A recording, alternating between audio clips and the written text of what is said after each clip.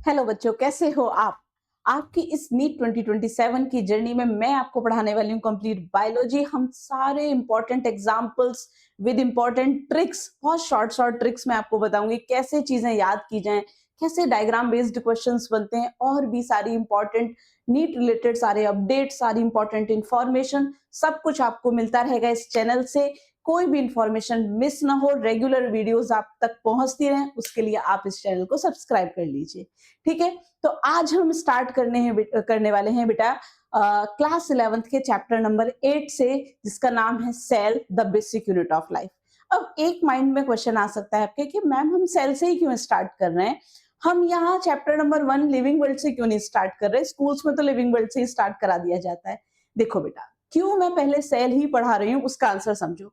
अगर आपको chapter number 1 पढ़ना है, लिविंग वर्ल्ड बेसिक चैप्टर है, पढ़ा जा सकता है, लेकिन जस्ट उसके बाद अगर हम बायोलॉजिकल क्लासिफिकेशन की बात करें, मैं उसमें अगर किंगडम मोनेरा की बात करूं, तो अगर आपको पूरा का पूरा किंगडम मोनेरा यानी कि बैक्टीरिया को समझना है, तो हमें बहुत अच्छे से आना चाहिए प्रोकैरियोटिक सेल।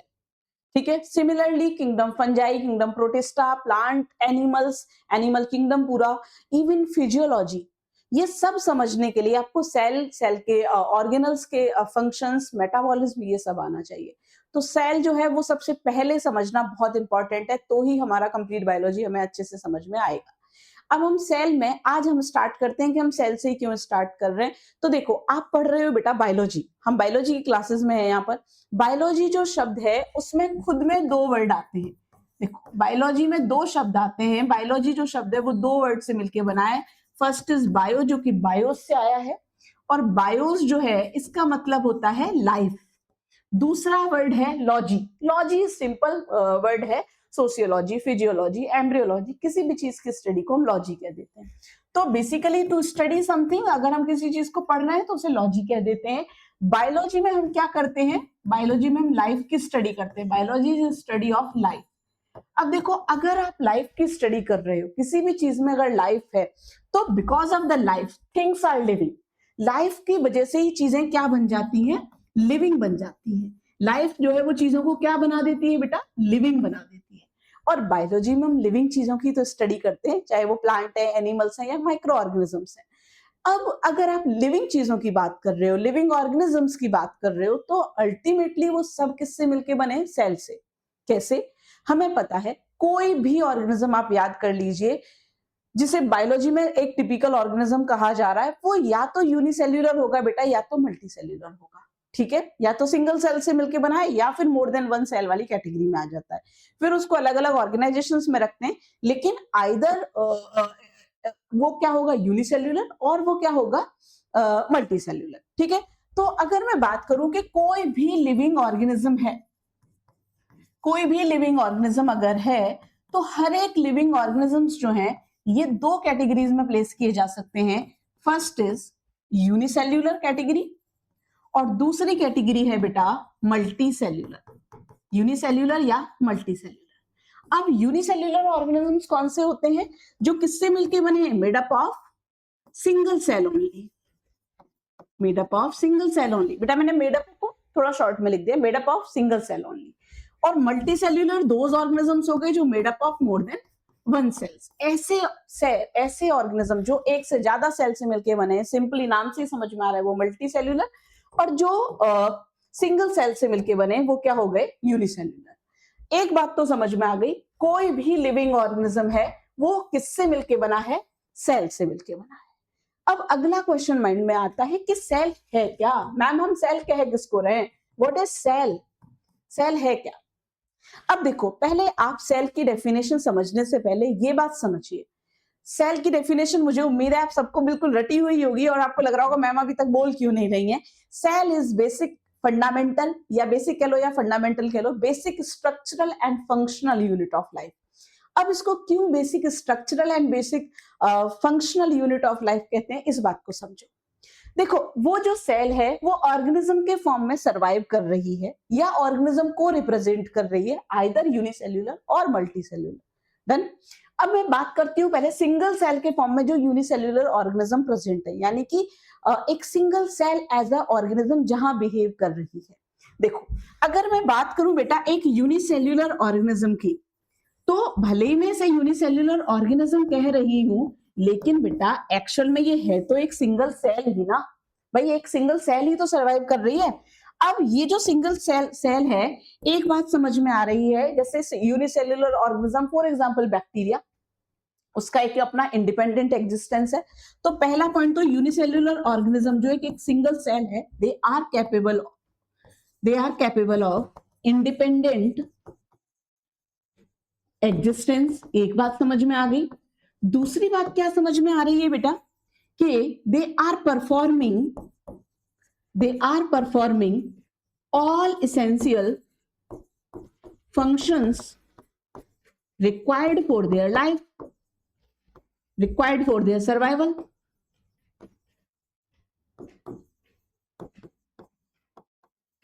Done? अब देखो एक दो शब्द यहां पर मिले हमें। पहली जो बात हमें समझ में आ रही है वो क्या है कि ये इंडिपेंडेंट वो मिनिमम स्ट्रक्चर है जो सरवाइव कर पा रहा है, एग्जिस्ट कर पा रहा है।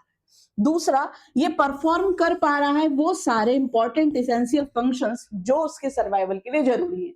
इसका मतलब मैं ये कह सकती हूं कि सेल से छोटा हमारी नॉलेज में ऐसा कुछ भी नहीं है जो इंडिपेंडेंट एग्जिस्टेंस अपना शो कर सके। ठीक है, इतनी बात समझ में आई। इसको अगर आप चाहो तो नोट कर लीजिए, मैं आगे बढ़ती हूँ। ठीक है, तो मैं अगली जो लाइन लिख रही हूँ कंक्लूड करके कि इसका क्या मतलब है, इससे ये कंक्लूजन निकला। नेक्स्ट स्लाइड हम ऐड कर लेते हैं। इससे ये कंक्लूजन निकला बेटा, 10 क्या कंक्लूजन निकला, anything less than a complete structure of a cell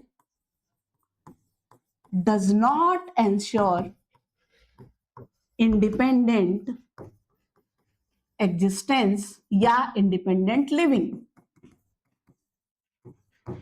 cell से छोटा अगर कुछ भी है तो उसका इंडिपेंडेंट एग्जिस्टेंस पॉसिबल नहीं है। इसका मतलब क्या, इससे निकल के आती है बात सामने कि इसीलिए हम कह देते हैं सेल इज बेसिक या fundamental structural and functional unit of life. बात समझ में आई बेटा? सेल की डेफिनेशन क्लियर हुई कि क्यों सेल को basic structural and functional unit हम लाइफ की कह रहे हैं, ये बात समझ में आई। देखो सेल जो है वो basic structural and functional unit है। क्यों? क्योंकि सेल ही वो मिनिमम स्ट्रक्चर है जो सरवाइव कर रहा है। सेल ही वो मिनिमम स्ट्रक्चर है जिसमें सारी इंपॉर्टेंट सर्वाइवल के लिए इंपॉर्टेंट मेटाबॉलिज्म परफॉर्म हो रही है। ठीक है, ये बात हो गई सेल की डेफिनेशन की। सेल है क्या, हम सेल ही पहले क्यों पढ़ रहे हैं। अब एक अगला क्वेश्चन यहां पर बनता है जो डायरेक्ट PYQ है, जिससे क्वेश्चन पहले पूछा गया है, वो है कि मिनिमम रिक्वायरमेंट क्या है सेल के लिए। मतलब आप सेल कहोगे किसको, वो मिनिमम स्ट्रक्चरल रिक्वायरमेंट क्या है कि भाई ये तो मिनिमम होना ही चाहिए, तभी हम कहेंगे कि दिस इज सेल। इस चीज को बेटा आप बहुत सिंपली ऐसे समझो। सेल आप नया नहीं पढ़ रहे हो, मुझे पता है आप क्लास 8th में सेल पढ़ के आए हो, क्लास 9th में भी आपने सेल पढ़ी है। आप ऐसे समझो, छोटी क्लासेस में आपको कैसे पढ़ाया जाता था, आपको टीचर्स कहते थे कि बेटा सेल्स ना building blocks of the life हैं, आप बिल्कुल सेल को ऐसे समझ के चलो इस रूम की तरह, है ना, ऐसे समझाया जाता था। तो अगर आप किसी स्ट्रक्चर को बेटा रूम कह रहे हो तो ये तो मैंडेटरी है ना कि रूम की वॉल्स हो, बाउंड्री हो। आप एक ओपन स्पेस को तो रूम नहीं कहोगे। यानी कि अगर मैं बात करूं मिनिमम स्ट्रक्चरल रिक्वायरमेंट क्या है सेल के लिए, मैं हेडिंग डाल देती हूं, आप इसको इंपॉर्टेंट करके लिख लीजिए। ठीक है, हेडिंग डालिए minimum structural requirements for a cell. बेटा ये डायरेक्ट क्वेश्चन है, minimum structural requirements for a cell. क्या मतलब, आप कौन से चीजों को मिला के कहोगे कि ये सेल है। पहली चीज जो मैं अभी समझा रही थी कि आप बिना बाउंड्री के, बिना वॉल्स के आप किसी भी स्ट्रक्चर को रूम नहीं कह सकते। सिमिलरली बिना बाउंड्री के आप सेल कैसे डिफाइन करोगे। तो पहला जो स्ट्रक्चरल रिक्वायरमेंट है सेल के लिए वो क्या आ जाती है बेटा, सेल की बाउंड्री, है ना। पहला स्ट्रक्चर क्या आ गया, सेल बाउंड्री। अच्छा, सेल बाउंड्री में भी थोड़ा स्पेसिफिक कर लेते हैं। सेल बाउंड्री में क्या, सेल वॉल नहीं, सेल वॉल नहीं। क्यों? क्योंकि हर सेल में सेल वॉल नहीं होती। जैसे हम एनिमल्स हैं, हमारी सेल्स में सेल वॉल नहीं है, बट हाँ, हम इंडिपेंडेंट एग्जिस्टेंस हमारा है, हम सर्वाइव कर रहे हैं। यानी कि सेल वॉल वो मैंडेटरी स्ट्रक्चर नहीं है जो हर सेल के पास होना चाहिए। तो फिर क्या होगा?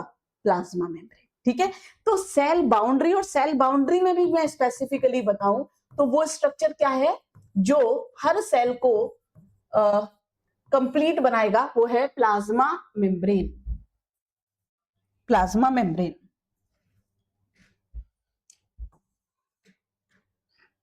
ठीक है, प्लाज्मा मेम्ब्रेन।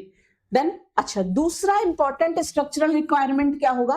प्लाज्मा मेम्ब्रेन से तो उसको सराउंड कर दिया, दूसरा इंपॉर्टेंट क्या, जो भी उसके अंदर लिविंग फ्लूइड है, जो उसको वाइटल बना रहा है, लिविंग बना रहा है, जिसकी वजह से सेल सारी एक्टिविटीज जो है वो परफॉर्म कर पा रही है, तो वो वाइटल फ्लूइड क्या कहलाता है? याद आया? साइटोप्लाज्म नहीं, क्या कहलाता है?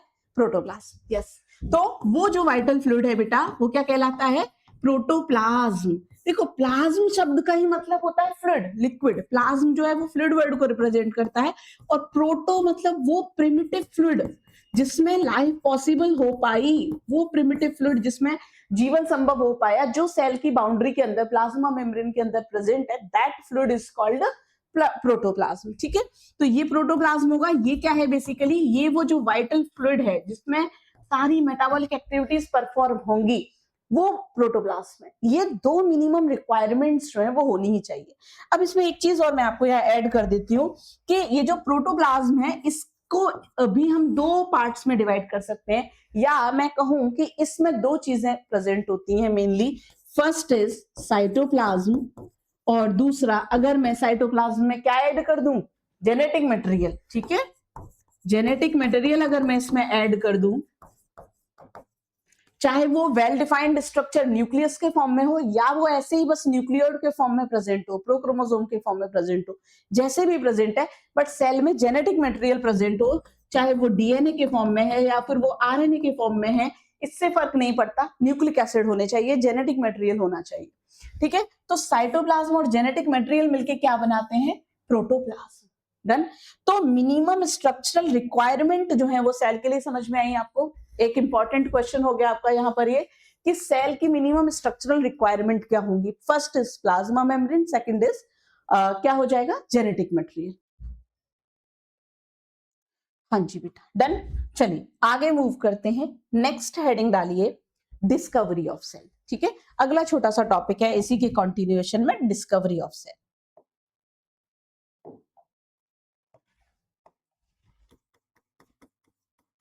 डिस्कवरी ऑफ सेल, मुझे उम्मीद है आपको बहुत अच्छे से याद आ गया होगा कि सेल को किसने डिस्कवर किया। देखो, इसमें दो मेन साइंटिस्ट का नेम आता है, दो इंपॉर्टेंट साइंटिस्ट हैं। पहला नाम है रॉबर्ट हुक। ठीक है, रॉबर्ट हुक ने 1665 में जो सेल्स देखी थी वो डेड सेल थी, और उन्होंने कॉर्क सेल्स को ऑब्जर्व किया था। एक थिन स्लाइस था कॉर्क सेल्स का, वो आपको ज्यादा डिटेल में नहीं जाना है, ओक ट्री था वो, उसके एक स्लाइस लिया उन्होंने स्टेम का, उनको ऑब्जर्व किया था। आपको बस इतना याद रखना है कि रॉबर्ट हुक ने क्या किया था? ही ऑब्जर्व्ड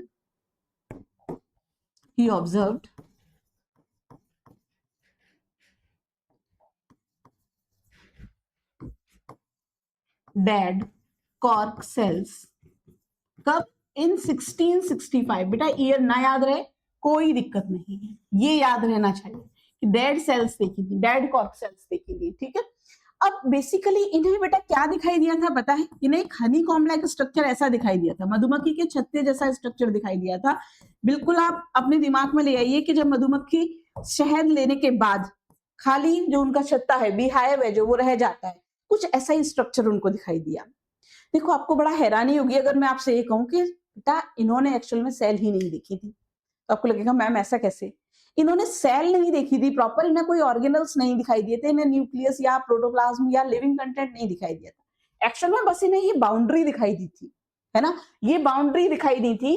और ये जो बाउंड्रीज है ना, इसकी वजह से उन्हें लगा था कि ये जो छोटे छोटे हॉलो स्पेसेस हैं, ये जो हॉलो स्पेस है ये वाला, ये जो हॉलो स्पेस है, इसको इन्होंने कहा कॉल्ड इट, क्या कहा था? याद आ गया? सेल्यूला। इसको उन्होंने कहा था सेल्यूला।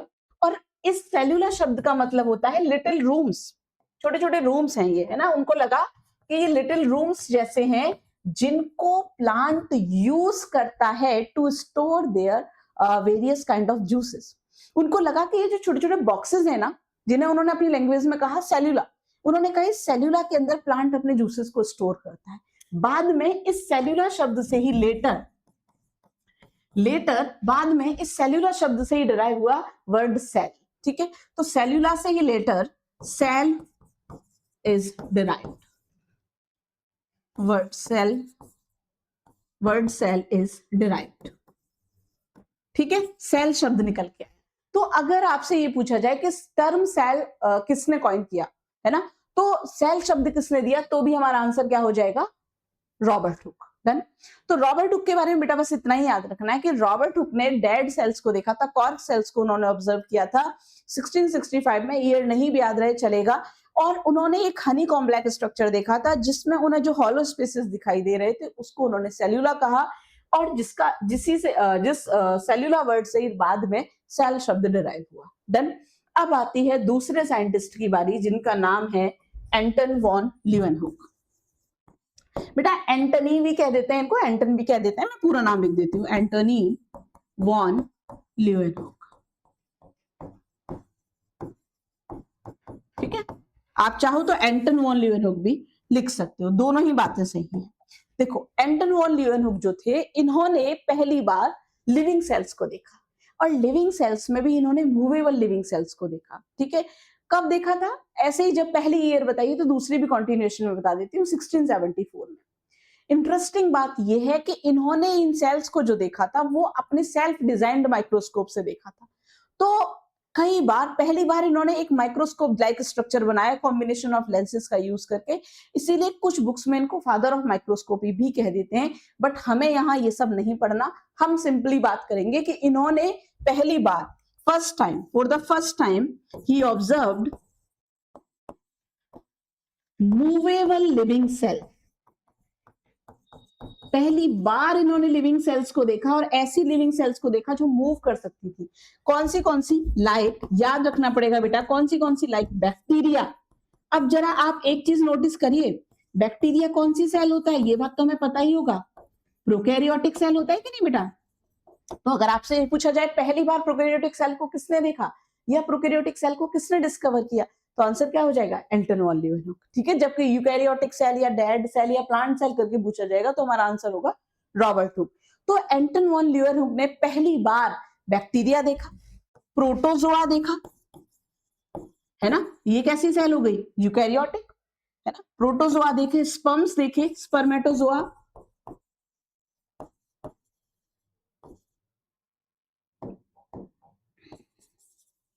ठीक है। आरबीसीज उन्होंने ऑब्जर्व की, डब्ल्यूबीसीज उन्होंने ऑब्जर्व की, एक्सेट्रा, बहुत सारी सेल्स देखी।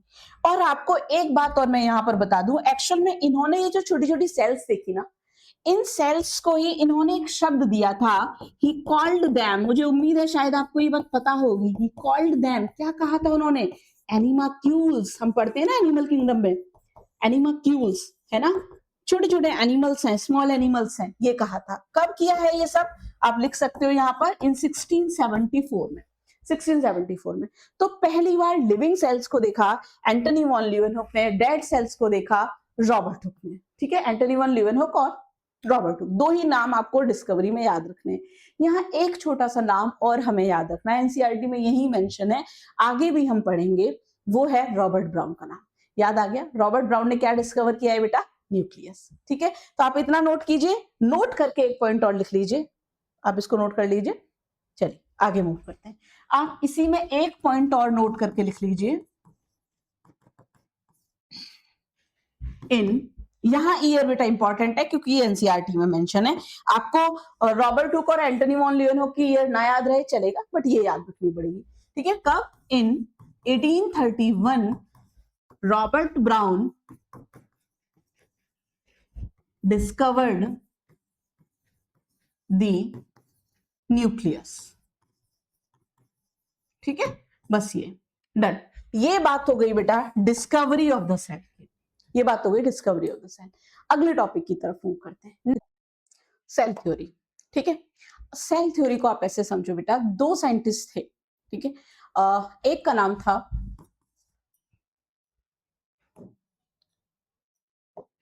पहले जो साइंटिस्ट थे उनका नाम था मैथियास स्क्लेडन एंड दूसरे का नाम था थियोडर स्क्वान, ठीक है। पहले का नाम था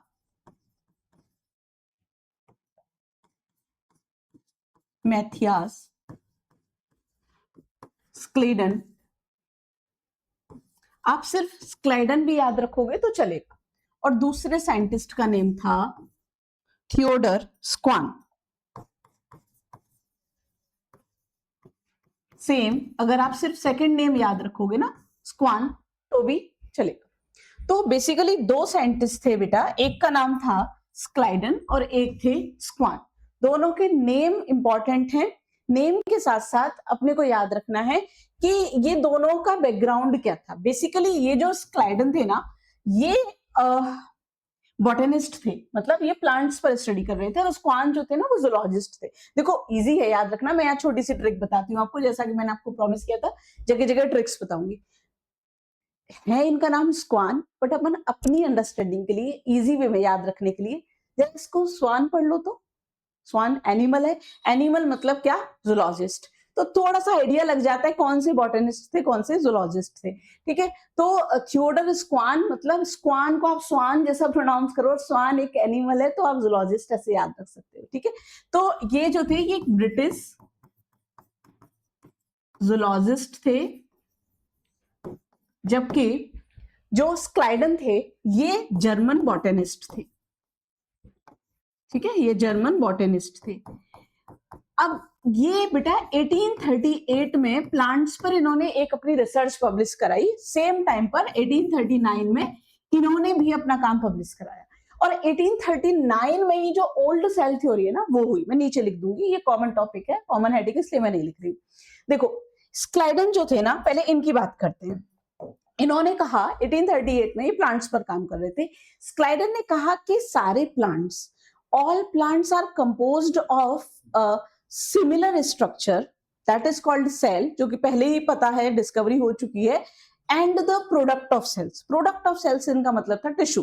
तो उन्होंने कहा कि डिफरेंट डिफरेंट टाइप की सेल्स होती हैं और सेल के प्रोडक्ट यानी कि टिश्यूज होते हैं, उनसे मिलकर सारे प्लांट बने, ठीक है। तो बस इतना ही कहा था बेटा इन्होंने। तो इन्होंने क्या कहा, according to him he concluded that all plants are composed of various kinds of cells and product of cell। बेटा प्रोडक्ट ऑफ सेल मतलब आप ब्रैकेट में लिख लेना ताकि कोई कंफ्यूजन ना हो।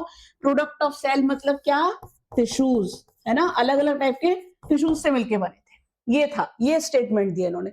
वहीं सेम टाइम पर थियोडर स्क्वान ने भी कुछ सिमिलर ही स्टेटमेंट दिया उन्होंने, लेकिन उसको कहा एनिमल्स के लिए। उन्होंने कहा like plants, animals are also made up of cells, but unlike plants, animal cells are surrounded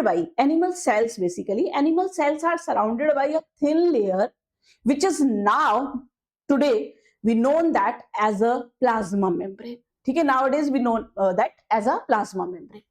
तो उन्होंने कहीं ना कहीं प्लाज्मा मेम्ब्रेन का जिक्र किया।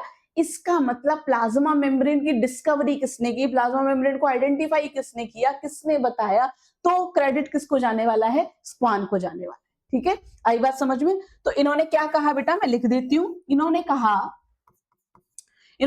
कि मैं प्लाज्मा मेम्ब्रेन वाला पॉइंट काउंट करके लिख रही हूं कि unlike plants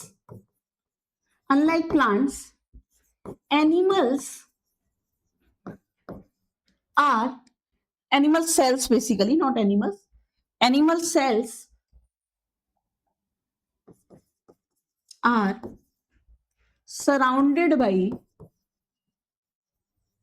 a thin layer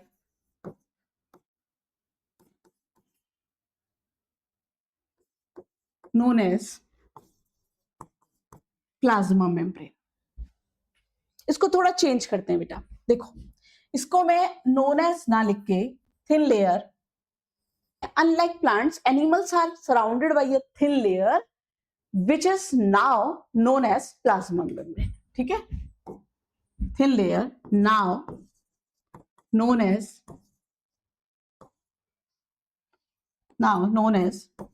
plasma membrane.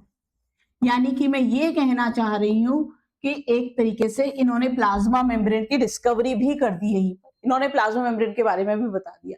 तो animals are also made up of cells and the product of cells, but unlike plants, animals are not surrounded by a thick layer, that is cell wall. They are surrounded by a thin layer which is now known as plasma membrane. देखो इन्होंने नाम नहीं लिया था plasma membrane, वो बाद में दिया गया, बट इन्होंने बताया कि एनिमल सेल्स जो होती है वो एक पतली सी लेयर से सराउंडेड रहती है, that layer is plasma membrane. ठीक है, डन। अब देखो यही वो सेल थ्योरी बन गई थी बेटा। इसी के बाद ही कॉन्क्लूडेड, मैं यहां कंटिन्यू कर रही हूं उसको, he concluded that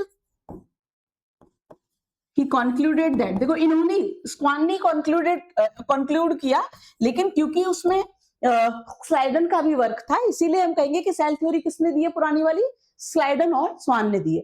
तो उन्होंने कहा, स्क्वान ने कहा, he concluded that both plants and animals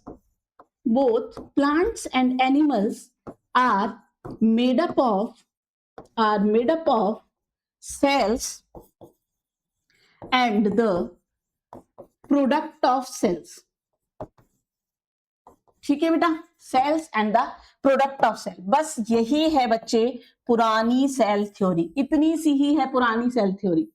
done, बस इतनी इजी है, कुछ नहीं था इसमें। क्या था, दो साइंटिस्ट हैं, है ना, स्क्लाइडन और स्क्वान। स्क्लाइडन जो थे वो कौन थे, बॉटनिस्ट थे, प्लांट्स पर काम कर रहे थे, जबकि स्क्वान जो थे, स्वान करके याद रख सकते हैं, जूलॉजिस्ट थे। उन्होंने कहा, स्क्लाइडन ने कहा कि सारे प्लांट्स एक कॉमन स्ट्रक्चर से मिलके बने, डिफरेंट टाइप की सेल से मिलके बने, या तो सेल के प्रोडक्ट यानी कि टिश्यूज से मिलके बने। सेम बात स्क्वान ने कही एनिमल्स के बारे में कि एनिमल्स भी सेल्स या सेल के प्रोडक्ट से मिलके बने, बट क्या नहीं है उनमें, एनिमल सेल्स के अंदर क्या नहीं है, सेल वॉल नहीं है, वो एक थिन लेयर से सराउंडेड है, जिसे आज हम प्लाज्मा मेम्ब्रेन के नाम से जानते हैं। स्क्वान ने ही इन दोनों, अपने दोनों के काम को टुगेदर एक साथ रख के सेल थ्योरी के नाम से प्रपोज कर दिया, और यही है हमारी ओल्ड सेल थ्योरी, यही है ओल्ड सेल थ्योरी। ठीक है बेटा, ओल्ड सेल थ्योरी जो कब आई है, 1839 में आई है, क्योंकि स्क्वान ने प्रपोज किया है। उन्होंने कहा कि दोनों प्लांट और एनिमल्स दोनों ही मिलके बने हैं, किससे, सेल से और प्रोडक्ट, सेल के प्रोडक्ट से, यानी कि किससे, टिश्यूज से। सेल के प्रोडक्ट यानी कि टिश्यूज। अब देखो ये तो तुम्हें पता ही है कि ये थ्योरी एक्सेप्ट, मतलब बाद में मॉडिफाई हुई है। इसका ड्रॉबैक क्या था, इसका ड्रॉबैक ये है बेटा, ये तो बता रही है कि प्लांट और एनिमल सेल से मिलके बने, बट ये नहीं बता रही कि प्लांट और एनिमल, जैसे प्लांट है, पहले एक छोटा पौधा होता है या बीज होता है, बाद में वो बड़ा ट्री बन जा रहा है। सिमिलरली एनिमल्स भी पहले छोटे होते हैं, बाद में वो बड़े हो जा रहे हैं, तो उनकी बॉडी में नई सेल्स कहां से आ रही है। तो ये ही इसका ड्रॉबैक था कि ये नहीं बता रही थी कि how new cells are formed inside the body of an organism. इसी चीज को समझाया किसने, रुडोल्फ वर्शो ने। कब, 1855 में। ईयर इज इंपॉर्टेंट, यहां सेल थ्योरी की पुरानी ये वाली ईयर्स भी इंपॉर्टेंट है, रुडोल्फ वर्शो की 1855 में जब उन्होंने मॉडिफाई किया, वो भी इंपॉर्टेंट है। इतना नोट हो गया, आगे बढ़े, चलिए आगे कंटिन्यू करते हैं। इसी को मैं इसका ड्रॉबैक लिखती हूं पहले। इसका क्या ड्रॉबैक था, drawback of old cell theory.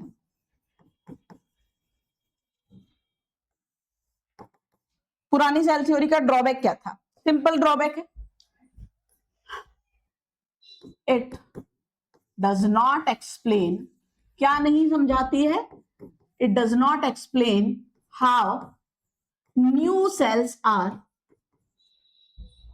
formed, how new cells are formed inside the body of an organism, inside the body of an organism।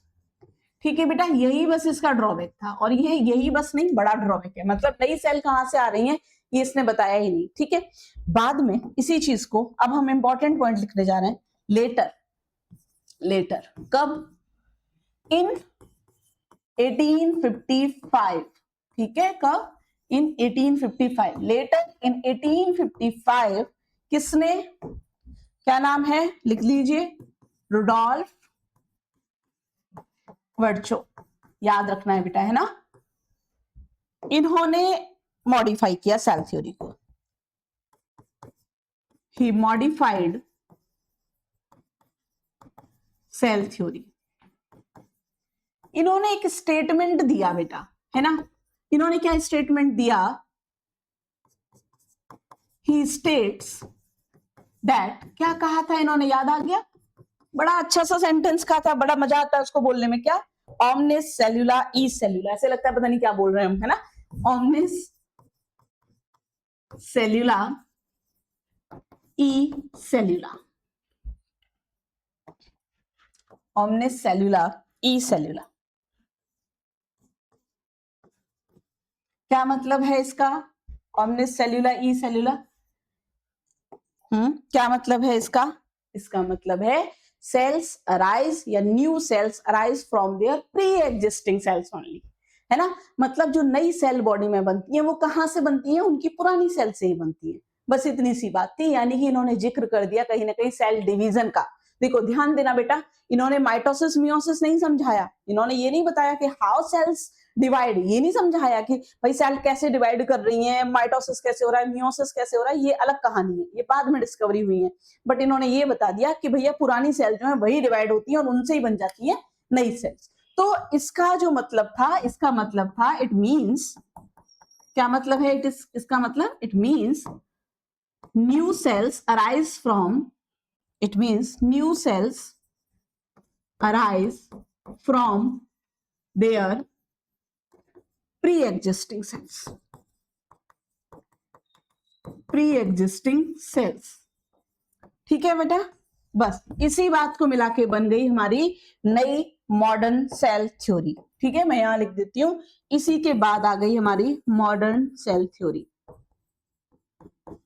ठीक है, जो किसने प्रपोज की है, proposed by Rudolf Virchow, proposed by Rudolf Virchow. क्या है इसका point, पहला पॉइंट है इसका, ऑल ऑर्गेनिजम्स, इन्होंने प्लांट एनिमल नहीं कहा क्योंकि और भी तो ऑर्गेनिजम्स हैं, मतलब प्रोटोजोआ है, बैक्टीरिया है, प्लांट एनिमल के अलावा और भी तो हैं। तो ऑल ऑर्गेनिजम्स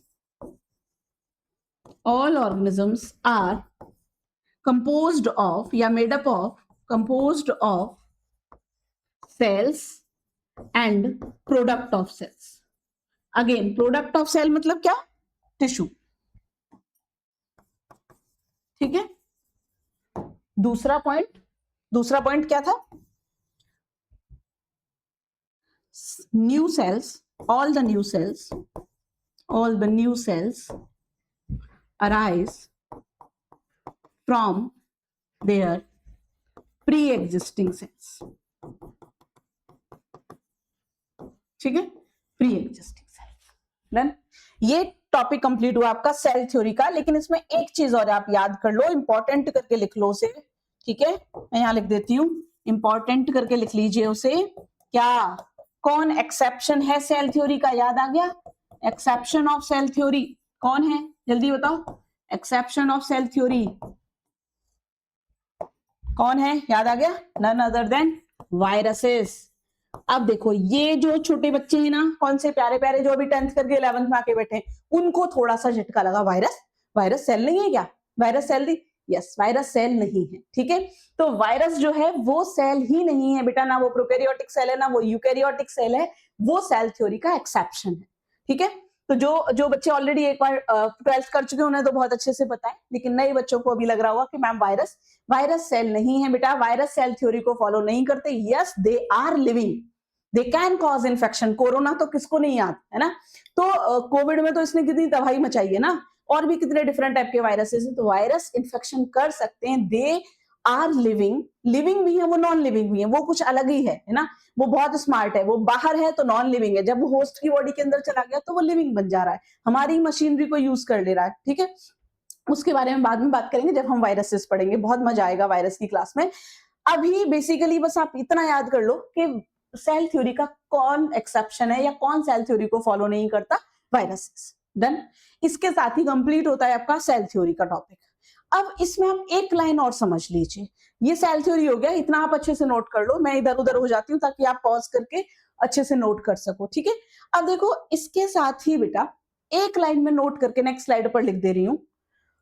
हाँ जी, नेक्स्ट स्लाइड ऐड कर लेते हैं। एक लाइन समझ लीजिए, ये सेल थ्योरी का पार्ट नहीं है, इसीलिए मैं अलग से अगली स्लाइड पर लिख रही हूं।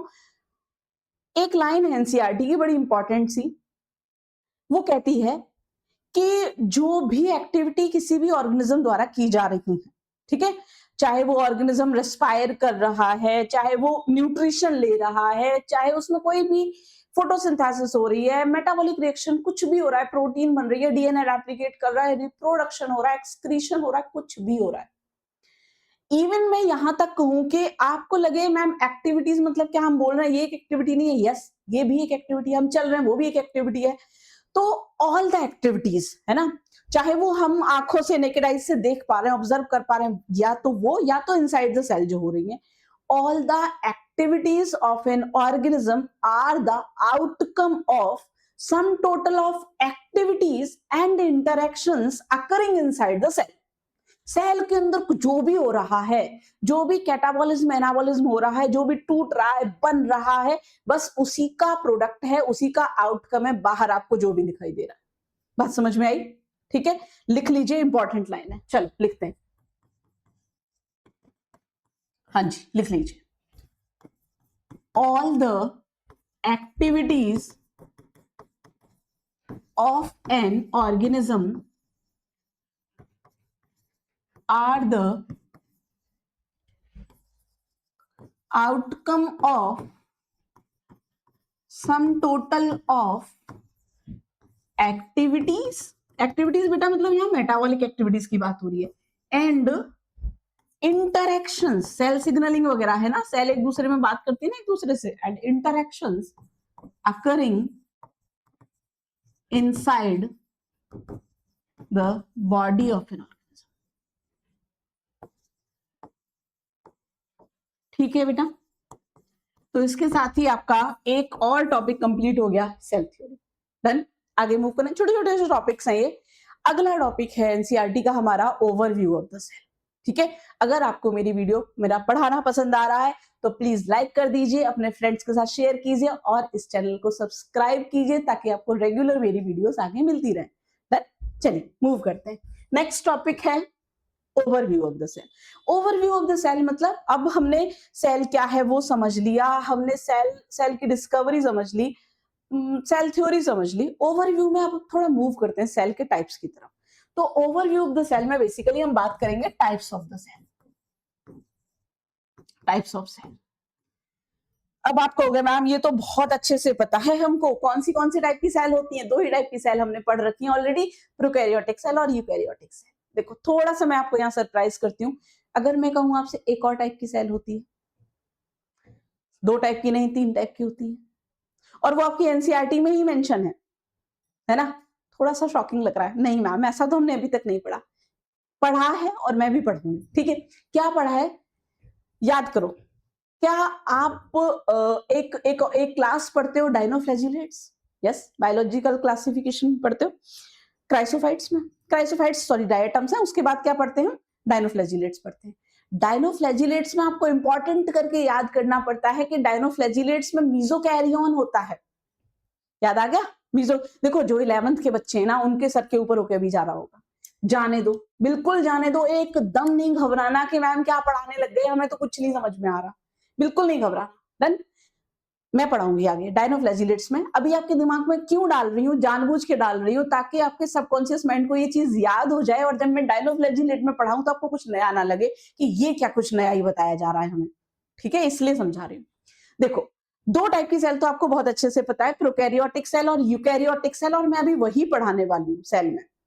लेकिन दिमाग में एक चीज रखो कि इन prokaryotic primitive kind of nucleus, nucleoid जो प्रोकैरियोट्स में मिल रहा है और यूकैरियोट्स में जो वेल डिफाइंड न्यूक्लियस मिल रहा है, इन दोनों के अलावा एक और डिफरेंट टाइप का न्यूक्लियस एक ग्रुप ऑफ ऑर्गेनिजम्स में रिपोर्टेड होता है जिसे हम मीजोकैरियन कहते हैं, जो डायनोफ्लैजिलेट्स में मिलता है और उसे मीजोकैरियोटिक सेल कहते हैं।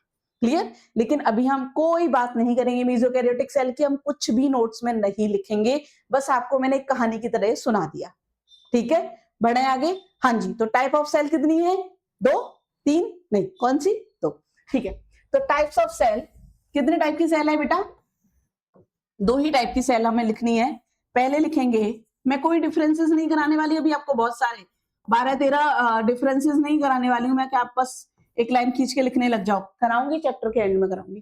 प्रोकैरियोटिक सेल और दूसरा है, और अगर आपको जरूरत है तो आप मुझे कमेंट सेक्शन में बताओ, मैं कराऊंगी, ठीक है।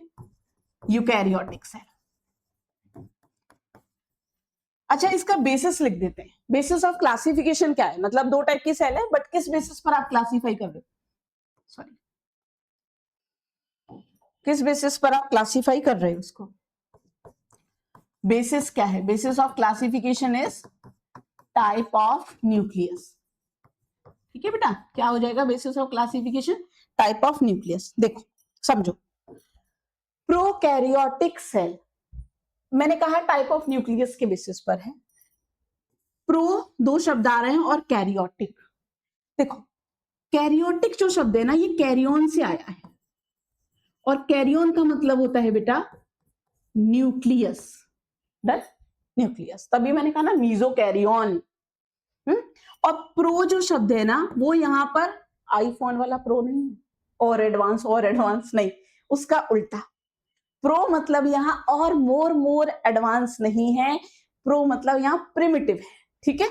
तो pro is primitive, primitive kind of nucleus. ऐसी सेल जिनमें पुराना न्यूक्लियस है, मतलब जब सेल इवॉल्व हुई होगी तो एकदम से मॉडर्न बढ़िया well defined nuclear double membrane के साथ surrounded, outer nuclear membrane, inner nuclear membrane, nucleolus, nucleoplasm, chromatin, इसके साथ न्यूक्लियस का अवतरण नहीं हुआ, धीरे धीरे बना वो न्यूक्लियस। तो जो प्रिमिटिव काइंड ऑफ असेंबली है जेनेटिक मटेरियल की, प्रिमिटिव काइंड ऑफ न्यूक्लियस जो प्रेजेंट है, जिसे हम न्यूक्लियोइड कह देते हैं, जो बैक्टीरिया वगैरह में देखने को मिलता है, that kind of cell is called prokaryotic cell. आई बात समझ में। तो प्रोकैरियोटिक सेल क्या है, मैं लिख देती हूं यहां पर बेटा, cells which possess primitive kind of nucleus, primitive kind of nucleus, जिसको हम क्या कह देते हैं, कॉल्ड न्यूक्लियोइड। हालांकि बेटा इसके और भी नाम है, बट मैं जब डिटेल में प्रोकैरियोटिक सेल पढ़ाऊंगी ना अगली क्लास में तब बात करूंगी, अभी के लिए आप न्यूक्लियोइड ही याद रख लो, ठीक है। यहां पर देखो, यू का मतलब है यहां पर ट्रू या वेल डिफाइंड, ठीक है। या तो आप ट्रू भी कह सकते हो, ट्रू तो ये भी है, ऐसा नहीं कि फॉल्स हो गया, चलो ट्रू हटा देते हैं ताकि आपको कोई कंफ्यूजन ना हो, अपन सीधे वेल डिफाइंड लिख लेते हैं, ठीक है, वेल डिफाइंड। और कैरियोटिक में तो अगेन सेम बात हो गई बेटा, कैरियोटिक वर्ड किससे आया, कैरियन, और कैरियन का मतलब क्या है, न्यूक्लियस। यानी कि eukaryotic cell are those cells which possess well defined nucleus, ठीक है। तो यहां लिख देते हैं cells which possess well defined nucleus, जिसमें सब कुछ होगा, न्यूक्लियर मेम्ब्रेन, न्यूक्लियोलस, ये सब कुछ। एक और इंपॉर्टेंट पॉइंट लिख लो जो थोड़ा सा इंपॉर्टेंट है, इसलिए मैं यहां पर लिख दे रही हूँ, और बड़ा मेजर पॉइंट है, मतलब इंपॉर्टेंट तो क्या है, मेजर पॉइंट है, तो उसको भी आप यहीं पर लिख लो। डिफरेंसेस तो बहुत सारे हैं, मैं यहाँ डिफरेंसेस नहीं करा रही हूँ। मेम्ब्रेन बाउंड ऑर्गेनल्स वाला पॉइंट और लिख लो। मुझे पता है तुम में से सबको याद होगा, मेम्ब्रेन बाउंड ऑर्गेनल्स कहाँ एब्सेंट है, यूकैरियोट में। यस मैम, नो सुन तो लो मैं क्या कह रही हूँ। Membrane bound organelles are, membrane bound organelles are absent, ठीक है। जबकि यहां पर क्या लिख दोगे, membrane bound organelles are present। जैसे कि नाम लिख लो एक दो का, प्रेजेंट लाइक अपने अकॉर्डिंग बेटा, जिसको जरूरत नहीं लग रही है मत लिखो, जिसको लग रही है वो लिख लो। क्या, जैसे कि एंडोप्लाज्मिक रेटिकुलम,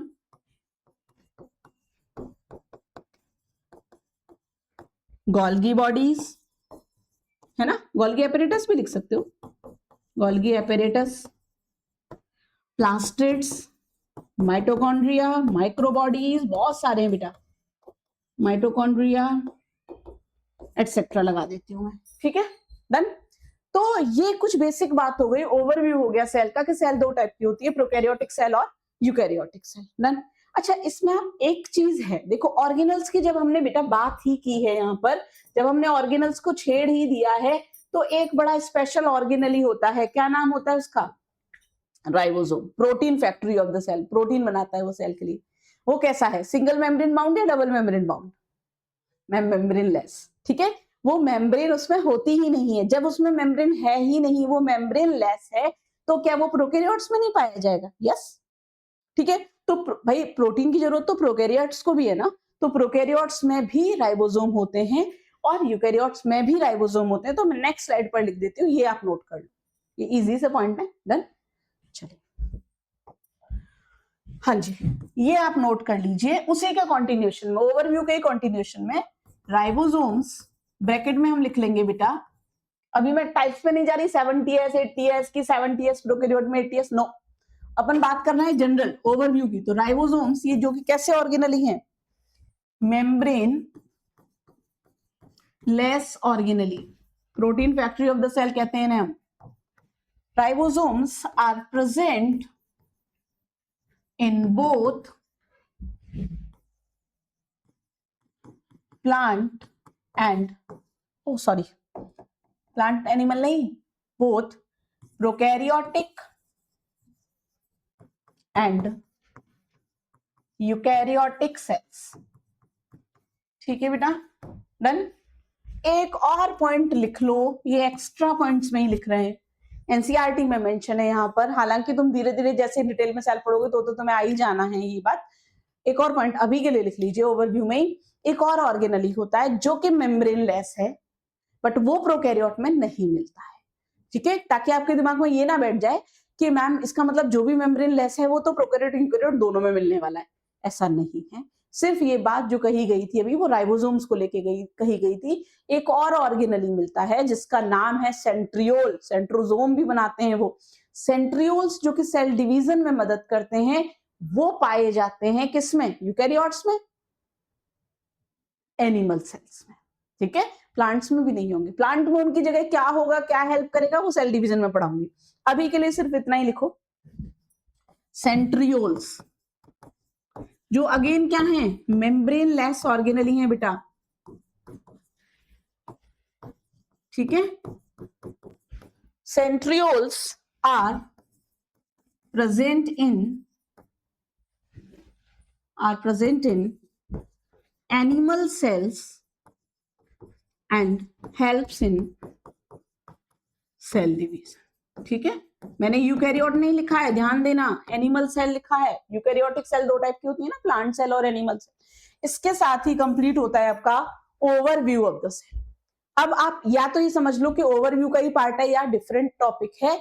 अगला छोटा सा टॉपिक और है इस लेक्चर में, that is shape and sizes of the cell. Important है, एक इंपॉर्टेंट क्वेश्चन बताने वाले हैं, उसमें भागना नहीं, सुनते रहो, ठीक है।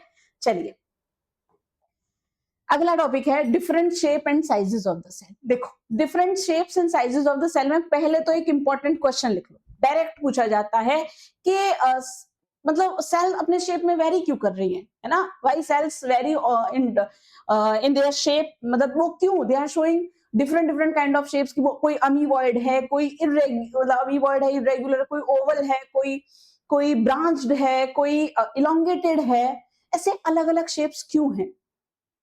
बहुत सिंपल सा आंसर है, बिकॉज ऑफ देयर फंक्शंस। बहुत बच्चे यहाँ कंफ्यूज हो जाते हैं लोकेशन को लेकर कि वो जहां प्रेजेंट है वैसा उनका अगर वो पत्ती में है तो वो मीजोफिल सेल की तरह है तो वो राउंड एंड ओवल हो जाएंगे, no, because of their function, ठीक है। तो मैं यहां लिख देती हूँ इस चीज को, यहां लिख देती हूँ, इंपॉर्टेंट नोट करके लिख देती हूँ, cells varies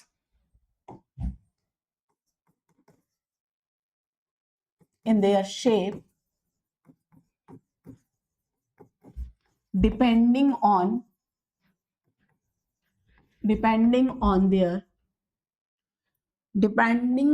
the function they perform, ठीक है, depending on the function they perform. Function highlight कर लो इसको, क्या काम करती है उसी बेसिस पर वो शेप ले लेती हैं। Rap in classes, subscribe. ठीक है, तो different shape and sizes of the cell, ये क्यों वेरी कर रहा है, डिपेंडिंग ऑन देयर फंक्शन। अब देखो बेटा, यहाँ आपको कुछ एक ना फंक्शंस मेंशन है, कुछ एक फंक्शन, नॉट फंक्शन सॉरी, कुछ एक शेप और साइजेस जो है वो मेंशन है। देखो शेप्स की अगर मैं बात करूं तो बस आपको इतनी ही शेप याद रखनी है, इतनी शेप याद करनी है, डायरेक्ट है, मैं अलग से नहीं लिख रही हूँ। जैसे हमारी जो आरबीसीज होती हैं, ह्यूमन रेड ब्लड सेल्स की बात करूं, कैरम सबने खेला है, कैरम की गोटी जैसी होती है ना, बिल्कुल डिस्क शेप, बीच में दोनों साइड से गड्ढा जैसा, है ना, एकदम कैरम की गोटी दिमाग में रखो, डिस्क शेप होती है, और बिल्कुल वैसी राउंड एंड बाइकॉनकेव, दोनों बाइकॉनकेव मतलब इस तरीके से दोनों तरफ से एप्रेशंस होंगे उसमें, लाइक दिस। तो बिल्कुल कैरम की गोटी जैसी डिस्क लाइक होती हैं, इस तरीके की दिखाई देंगी। ठीक है, तो आरबीसीज कैसी हो गई, राउंड एंड बाइकॉनकेव। दूसरा एग्जांपल है डब्ल्यूबीसीज का, याद रखना है, याद करो, डब्ल्यूबीसी व्हाइट ब्लड सेल्स क्या करती हैं भैया, इन्फेक्शन से लड़ने में मदद करती हैं, फाइट अगेंस्ट इन्फेक्शन क्या करती हैं, फेगोसाइटोसिस। फेगोसाइटोसिस तो कोई और भी करता था, कौन, अमीबा। तो अमीबा अपने सूडोपोडिया को चेंज करता था, तभी तो क्या करता था, फेगोसाइटोसिस। सिमिलरली अगर डब्ल्यूबीसीज भी फेगोसाइटोसिस कर रही हैं, बैक्टीरिया को ऐसे पकड़ के अंदर ले जाके डाइजेस्ट करके खत्म कर रही हैं, तो जरूर उनमें भी शेप चेंज होती होगी, मतलब वो भी कैसा शेप चेंज शो करेंगी, अमीबा की तरह, अमीबॉइड, अमीबॉइड। डन, याद हो गया। ये क्या है, कैरम की गोटी आरबीसीज, ये क्या हो गई, अमीबा जैसी अमीबॉइड। क्यों, क्योंकि ये क्या कर रही है, फेगोसाइटोसिस। एक फंक्शन भी याद हो गया, है ना। नेक्स्ट, कॉल्यूमिनर एपिथेलियल सेल्स कैसी होती हैं, बस स्टैक्स लगा दी हो जैसे, long and narrow. Nerve cell किसको याद नहीं है, छठी सातवीं क्लास से न्यूरॉन का डायग्राम बनाते आ रहे हो, बड़ा सजा सजा के, एक्सोन, माइलिन शीथ, ये सिनेप्सिस भी बना देते थे साथ में कुछ बच्चे, तो क्या कैसा होता है, ये branched and long, longest cell भी है। ठीक है, ट्रैकीड, फंक्शन ही नहीं याद रहता मैम, भूल ही जाते हैं, क्या होता है, इलोंगेटेड, है ना, इलोंगेटेड स्ट्रक्चर है। और मीजोफिल सेल, इनको कैसे भूल सकते हैं, फोटोसिंथेटिक सेल्स, इन्हीं में तो फोटोसिंथेसिस हो रही है, कैसी होती है, राउंड एंड ओवल। तो बस अपने को बेटा इतनी ही शेप्स याद रखनी है, इतनी शेप याद रखनी है। आरबीसी कैसी हो गई, डिस्क लाइक हो गई। ठीक है, डब्ल्यूबीसी अमीबॉइड हो गई। ये कैसी है, राउंड एंड बाइकॉनकेव, भी भूलना नहीं है डिस्क के चक्कर में। ये लॉन्ग एंड नैरो, ठीक है, ब्रांच एंड लॉन्ग, और ये हो गया इलोंगेटेड, एंड ये होगी mesophyll cells, round and Oval. अब देखो यहां बात आ जाती है किसकी, साइजेस की। अब इस साइज में बेटा कुछ साइज यहाँ आपको वैल्यूज अलग मिलेंगी, और एनसीईआरटी की थ्योरी में, एनसीईआरटी का डायग्राम है, एनसीईआरटी की थ्योरी में कुछ वैल्यूज अलग है, दोनों ही सही हैं, दोनों से ही क्वेश्चंस बनते हैं। आपको कभी ऐसे कंफ्यूज करने के लिए एनसीईआरटी के ऑप्शंस उलझाए नहीं जाएंगे कि आपको कोई कंफ्यूजन हो। फिर भी मैं सबकी वैल्यूज लिख देती हूँ अलग से। देखो जैसे यहीं पर लिख देती हूँ बेटा, यहीं पर लिख देती हूँ। एक सेल हमें याद रखना है, यहाँ पर, यहाँ स्पेस कम है, अगली स्लाइड में लिखते हैं। देखो साइजेस ऑफ सेल, पहला साइज हमें जो याद रखना है वो इंपॉर्टेंट है, वो याद रखना है बेटा माइकोप्लाज्मा। माइकोप्लाज्मा को हम पीपीएलओ भी कह देते हैं, प्लूरोनिमोनिया लाइक ऑर्गेनिजम्स। कुछ बच्चों को लग रहा है मैम ये क्या बोल दिया, मुझे तो कुछ समझ नहीं आया, मैं लिख देती हूँ। अधिकतर को मुझे पता है, फुल फॉर्म पता होगी, लेकिन जिनको नहीं पता उनके लिए लिख देती हूँ, प्लूरोनिमोनिया लाइक ऑर्गेनिजम्स। बेटा ये मैं पढ़ाऊंगी आपको, ये एक ग्रुप ऑफ ऑर्गेनिजम्स हैं पीपीएलओ, जिनमें माइकोप्लाज्मा एक, मतलब माइकोप्लाज्मा बेटा एक जीनस है, उसमें बहुत सारी स्पीसीज आती है। माइकोप्लाज्मा कोई एक मेंबर नहीं है, जैसे माइकोप्लाज्मा गैलीसेप्टिकम सबसे स्मॉलेस्ट मेंबर है, ठीक है। तो माइकोप्लाज्मा जो है वो भी अलग अलग हैं।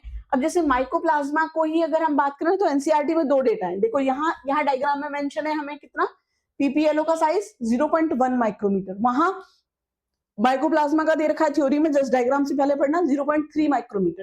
तो दोनों ही बातें हमें याद रखनी है कि 0.3 माइक्रोमीटर जो होता है वो लेंथ में होता है माइकोप्लाज्मा गैलीसेप्टिकम, और 0.1 माइक्रोमीटर हम इन डायमीटर करके याद रख सकते हैं, मतलब विड्थ जैसा याद रख सकते हैं, या ओवल, है ना। तो ये भी हमें याद रखना है, 0.1 वैल्यू भी याद रखनी है डायग्राम के अकॉर्डिंग। दूसरा जो आपको याद रखना है वो, सपोज एक मैं बैक्टीरिया की बात करूं, अटिपिकल बैक्टीरिया।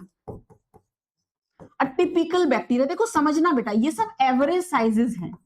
अब अगेन यहाँ एक कंफ्यूजन होता है, देखो यहाँ पर हमें दे रखा है बच्चे क्या, टिपिकल बैक्टीरिया 1 to 2 माइक्रोमीटर है ना, 1 to 2 माइक्रोमीटर दे रखा है, लेकिन वहीं पर आपको यहाँ पर जैसे 1 to 2 माइक्रोमीटर दे रखा है, लेकिन एनसीईआरटी की थ्योरी में इससे पहले आपको मिलेगा यहाँ पर 3 to 5 माइक्रोमीटर, तो वो भी बैक्टीरिया सेल का ही साइज है, वो भी बैक्टीरियल सेल का ही साइज है। ये एक एवरेज दिया हुआ है किसका आपको, प्रोकैरियोटिक सेल का। पीके सेल मतलब कौन सा पीके, मूवी वाला नहीं, प्रोकैरियोटिक पूरा लिख देती हूँ, वरना कुछ बच्चे कहेंगे मैम ये क्या पीके है। एवरेज साइज ऑफ किसका है, प्रोकैरियोटिक सेल। डन बेटा, डन। तीसरा जो हमें याद रखना है वो याद रखना है ह्यूमन आरबीसी 7 माइक्रोमीटर, ठीक है। और बस याद रख लो लॉन्गेस्ट सेल कौन है, कौन है बताओ, न्यूरॉन, नर्व सेल है ना। अप्रोक्सीमेटली एवरेज 90 सेंटीमीटर लेते हैं, बट अप टू 1 मीटर हो सकती है, अप टू 1 मीटर हो सकती है। सेम लार्जेस्ट सेल की अगर बात की जाए तो ऑस्ट्रिच का एग हो जाएगा। तो ऐसे ही टिपिकल यूकैरियोटिक सेल की बात की जाएगी तो 10 to 20 माइक्रोमीटर कह देते हैं। तो ये कुछ साइज हो गए टिपिकल बैक्टीरिया, पीपीएलओ। वायरसेस का साइज बेटा भूलना नहीं, ठीक है, मैंने मेंशन नहीं किया पीछे, वायरसेस भी लिख लो 0.2 to 0.2 माइक्रोमीटर, ठीक है।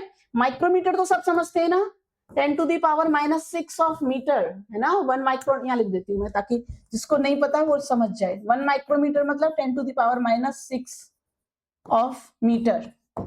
डन। तो ये हो गया, किसकी बात होगी, सारी वैल्यूज माइक्रोमीटर में, ध्यान रखना मिलीमीटर सेंटीमीटर में नहीं है, ठीक है। तो इसके साथ ही यहाँ तक एक ओवरव्यू या जनरल इंट्रोडक्शन सेल का कंप्लीट हो गया बेटा।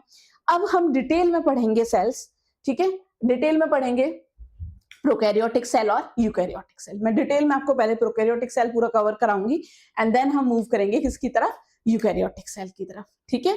Thank you, have a nice day.